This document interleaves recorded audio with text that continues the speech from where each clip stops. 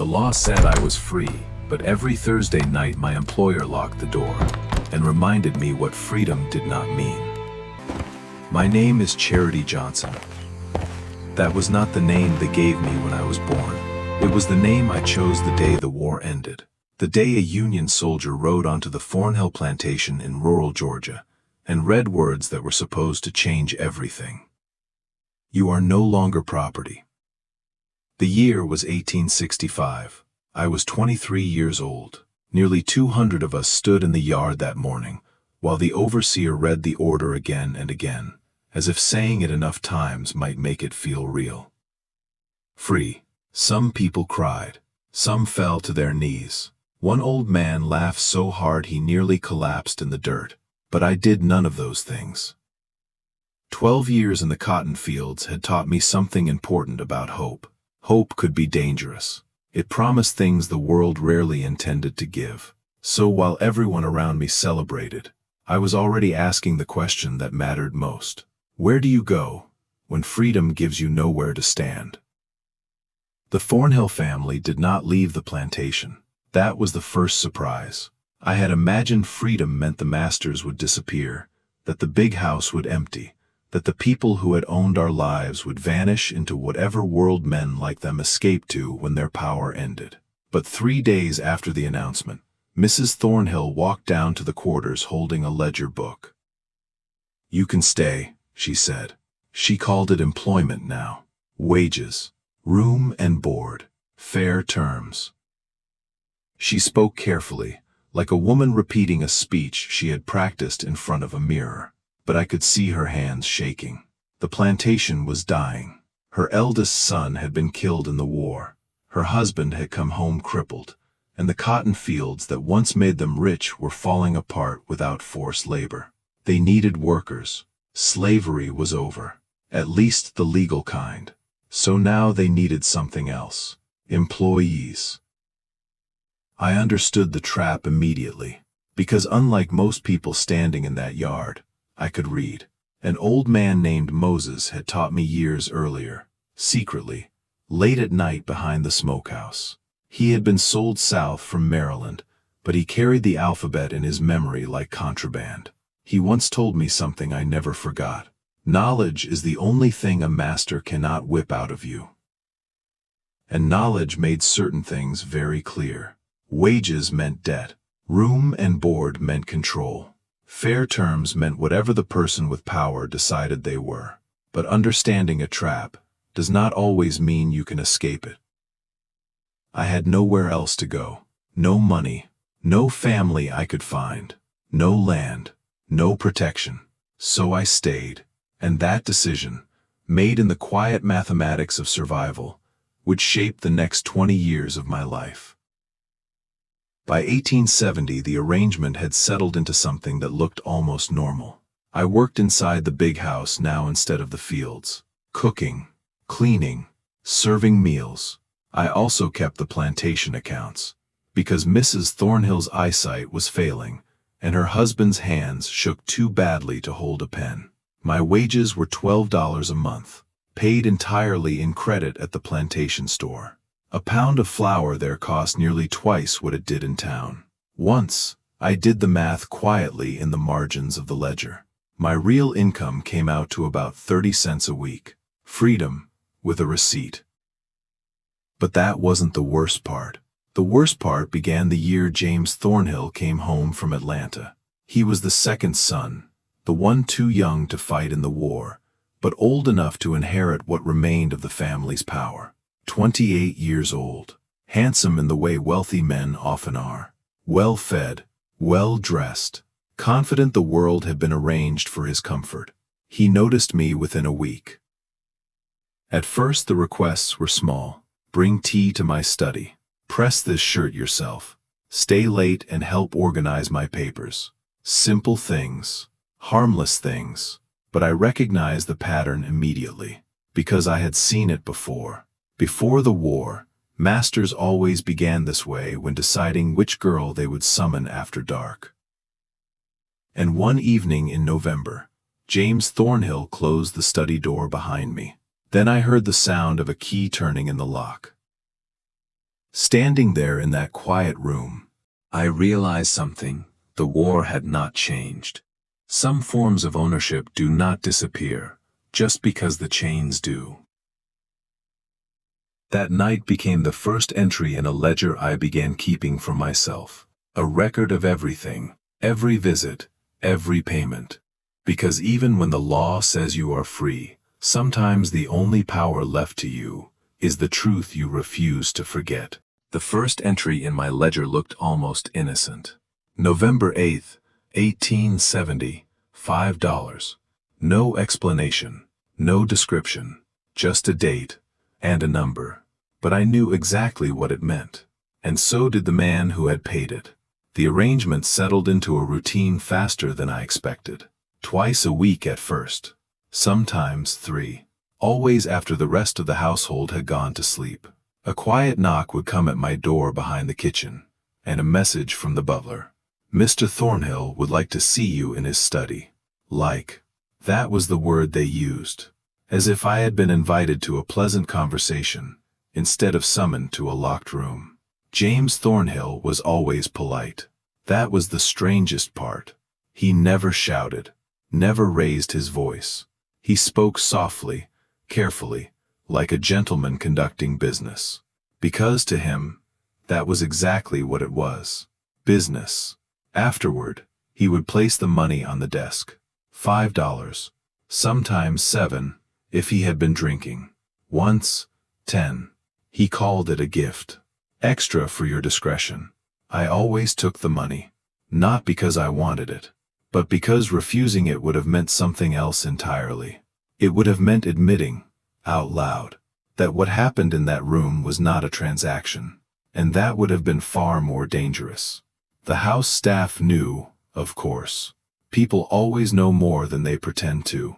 Ruth in the kitchen would glance at me with a mixture of pity and relief that the summons never came for her. Samuel, the old butler who had served the Thornhill family for 40 years, simply looked away whenever I passed him late at night. Even Mrs. Thornhill knew. I was certain of it. But she said nothing. Because some truths were easier to ignore than confront, especially when confronting them might cost your family comfort or reputation. So the nights continued. November 11th, $5. November 15th, $7. November 18th, $5. My ledger filled slowly, line after line, dates and numbers stacking on top of one another, like quiet evidence no court would ever see. I did not write what happened in the study. I did not need to. The numbers were enough. But while the ledger recorded the past, my mind was studying the present. Because survival had always required observation, I began noticing patterns. He called for me more often when his mother traveled to Savannah. He paid more when business deals had gone badly. And he was rougher on nights when he had been drinking, as if my body were a place where his frustrations could safely land. Knowledge was a kind of armor, even when you had no immediate way to use it.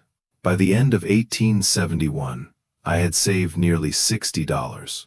Not from my wages, those barely kept me fed, but from the money James Thornhill left behind on that desk. I kept it hidden inside a tobacco tin, buried beneath a loose floorboard in my room. Every few weeks I would take the tin out, count the bills carefully, then hide them again. Each dollar was a step toward something I barely allowed myself to imagine. Escape. But leaving was not as simple as buying a train ticket. The North was an unknown world. I had no friends there, no family waiting, no promise of work. Only the hope that somewhere, a life might exist where my body belonged entirely to me. Sometimes I wondered if such a place truly existed. Because freedom, I was learning, was not always the same thing as safety. So for a while, I stayed. And I played the role James Thornhill expected from me. Quiet, compliant, predictable. But inside my mind, I was already preparing for the day the ledger might become something more than a record. Something dangerous. Something powerful. Because every entry in that small notebook meant the same thing. Proof that the man who claimed to employ me had spent years paying to keep a secret. And secrets have a way of becoming very expensive, especially when the wrong person decides it is finally time to open the book. For 3 years, the ledger kept growing. Line after line, date after date, money placed quietly on the desk and quietly taken away. By the spring of 1873, I had saved nearly $150. Not from wages, from silence. The tobacco tin beneath my floorboards had grown heavy. Sometimes, late at night, I would take it out and hold the money in my hands, counting slowly, 10, 20, 50, trying to imagine the moment when there would finally be enough to leave. But life has a way of changing the rules just when you begin to understand the game. And that year, something changed. James Thornhill became engaged. The announcement arrived in the newspaper first, a neatly printed notice buried between shipping reports and advertisements. James Thornhill, to Miss Eleanor Whitfield of Savannah, daughter of a wealthy merchant family, 18 years old, beautiful, according to the article, well-connected, exactly the kind of wife a rising Southern businessman was expected to marry. I read the announcement in the study, standing beside the same desk where my ledger had been written in silence. For a moment, I allowed myself to believe something impossible, that this might be the end of it. Marriage meant responsibility, reputation, a new household. Surely a respectable man would not continue visiting the same servant's room after dark, once he had a young bride waiting upstairs. But the summons came again that very night, and the night after that. If anything, they came more often, as if the approaching wedding had made him suddenly aware that something he considered his might soon become unavailable. That was the moment I understood something important. Marriage would not save me. Nothing about James Thornhill's life required him to stop. His wife would have his name, his public devotion, his children, but I would remain what I had always been to him, a private indulgence. A secret that lived behind a locked study door. And secrets only end when someone decides they must. That realization changed everything, because for the first time since Emancipation, I stopped waiting for circumstances to rescue me. Instead, I began to plan, carefully, quietly, the same way I had once learned to read in secret behind the smokehouse. The ledger became something more than a record of survival. It became leverage. For years of dates. For years of payments. For years of late-night summons that no respectable gentleman would ever want explained to the wrong audience. I imagined the faces of the people who would soon fill the Thornhill house for the wedding. Church elders, society women, respectable businessmen, and most importantly, the Whitfield family from Savannah. People who cared very deeply about reputation, about appearances, about the illusion that their daughters married honorable men. I realized then that my small notebook might be the most dangerous object in the entire plantation house.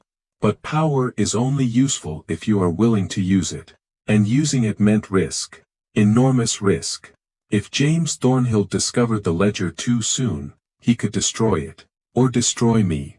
A black woman accusing a white landowner in Georgia would not survive long enough to prove anything. So I waited. And I kept writing. January 4th, $5. January 11th, $5. January 18th, $7. Each entry was another thread in a rope that was slowly tightening. He simply did not know it yet. But the wedding approached quickly. Invitations were mailed. Guests began arriving weeks in advance. The house filled with voices, laughter, music. Preparations for a celebration that would seal James Thornhill's place among respectable Southern society. And one afternoon, he called me into the study for a conversation instead of the usual arrangement. "Sit down," he said. I remained standing.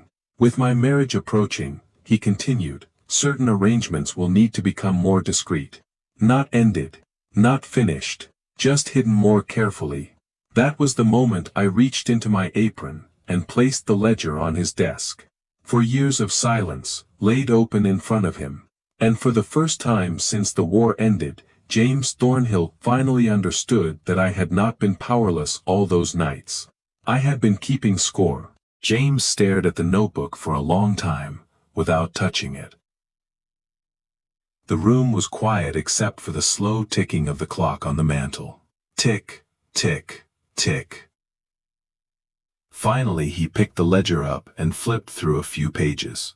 November, December, January. Dates and numbers, again and again. His face slowly lost its color. "What is this supposed to be?" he asked. His voice was calm, but tight. I kept my hands folded in front of me. "Your memory," I said quietly. He turned another page. More numbers. More dates. For years of them. "This proves nothing," he said. "It's a list of numbers. Any lawyer would laugh at this." I nodded.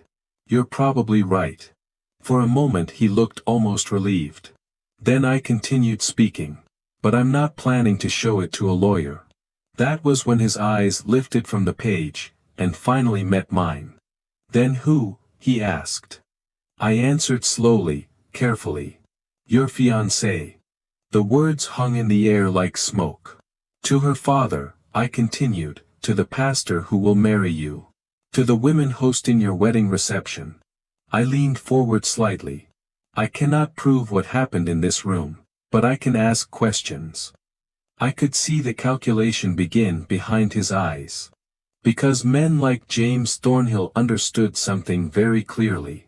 Reputation was everything. "What kind of questions?" he asked. "The kind people whisper about," I said. "The kind they repeat at church suppers." I let the silence stretch. Then I spoke again. "What do you think happens to your engagement, when people begin asking why a respectable white man was paying a black servant extra money, twice a week, for 4 years?" The clock continued ticking. Tick, tick, tick. James closed the notebook slowly. His hands were shaking now. "You wouldn't dare." I met his eyes. "Try me." For the first time since I had known him, James Thornhill looked uncertain. He stood up from the desk and walked to the window. The afternoon light stretched across the floor between us. "What do you want?" he said finally. I had rehearsed this moment in my mind for months. Every word. Every possibility. "I want to leave," I said, permanently. He turned back toward me. "And? I want enough money to start over somewhere else. And I want a letter of reference. A good one."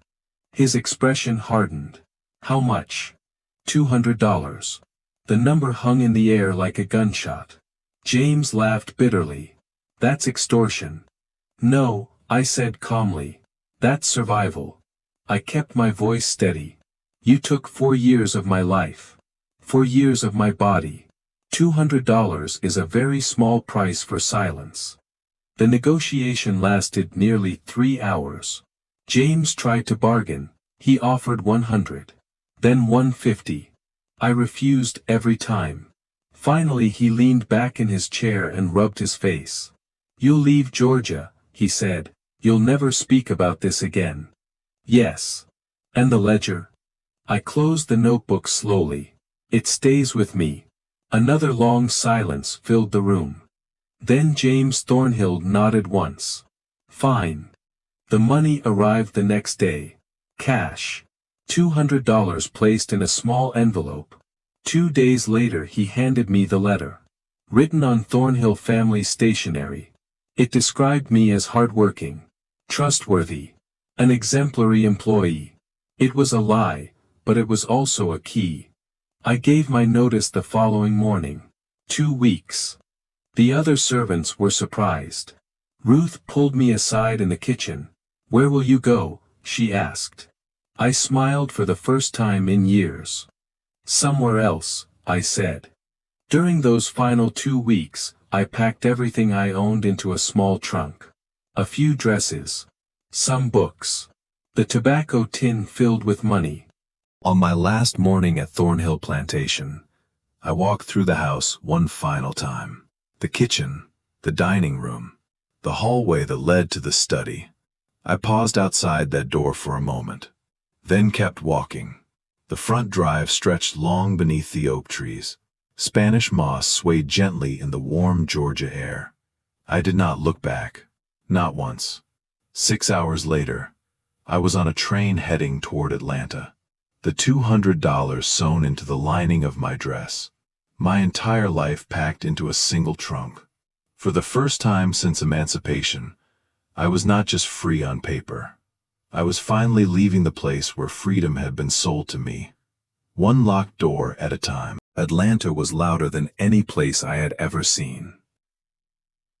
Carriages rattled across stone streets, steam whistles echoed from the rail yard, and people moved in every direction at once. After the quiet isolation of the Thornhill plantation, it felt like stepping into another world. No one in Atlanta knew my name. No one knew where I had come from or what I had endured. And that anonymity was a kind of freedom I had never tasted before. I rented a small room on Auburn Avenue, $2 a week, barely large enough for a bed and a washstand, but it had something the plantation never offered, a door that locked from the inside. For the first few nights, I barely slept. Every sound made me sit up in bed. Every footstep in the hallway felt like danger approaching. My body had learned too well what it meant when a door closed behind you. But slowly, the nights became quieter, and the fear began to loosen its grip. I found work as a cook for a merchant family on Peachtree Street, $15 a month, paid in cash, every Friday. No company store, no hidden debts. The work was hard, up before sunrise, standing over hot stoves all day. But when evening came, I walked back to my room knowing something I had never known before. My labor belonged to me. The money I earned was mine, and for the first time since childhood, so was my body. Years passed. Slowly, carefully, I began saving again. Not survival money this time, future money. By 1878, I had nearly $400, enough to imagine something impossible, owning property. That was when I heard about a boarding house for sale on Auburn Avenue, 12 rooms, all occupied by black workers who needed a safe place to live. The owner was an older woman ready to retire. She wanted $500. I worked like a woman possessed for 3 months, cooking extra meals, sewing at night, selling preserves at the market. Every coin went into the tobacco tin. When I finally counted the money, there were exactly $500 inside. The day I signed the papers, my hands shook so badly the lawyer had to steady the document. Charity Johnson, property owner. For a long moment, I simply stared at the words, because once, not so long ago, the law had said I was property. Now my name was written on a deed. The boarding house became my life.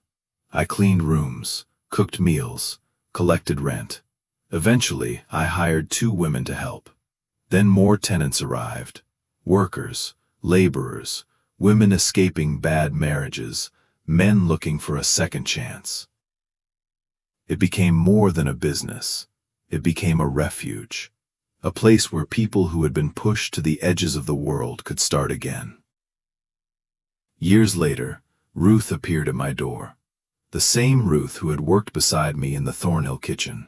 Older now, tired, with nowhere else to go. I gave her a room without hesitation. Soon she became my partner, and together we expanded the business. Another house, then another. By the mid-1880s, we owned 3 buildings on Auburn Avenue. Nearly 30 people lived under our roofs. People who worked, people who saved, people who built lives. Sometimes late at night, after the house was quiet, I would open the small wooden box where I kept my most important papers. the property deeds, the business accounts, and the ledger. The same small notebook that had once recorded 4 years of silence. I never showed it to anyone. Not Ruth. Not the lawyer. Not a single soul. But without it, none of this would have existed. Because that ledger had been my leverage, the one weapon a powerless woman had managed to build, page by page, in secret. I kept it not as a reminder of what had been done to me, but as proof of what I had survived. I died many years later, in 1908, 66 years old. The boarding houses passed into a trust that would fund scholarships for black girls seeking education. 50 years after my death, historians finally opened the sealed envelope I left behind. Inside were the pages of my story, the plantation, the ledger, the locked study door. They wrote about it in history journals, studied it in classrooms, called it an important record of how black women survived exploitation after slavery. But the people who live on Auburn Avenue today know the story in a simpler way. They know the buildings. They know the name on the plaque outside the oldest one, the Charity Johnson houses, established 1878, a place built by a woman who had once been told she was property and decided instead to become the owner of her own life.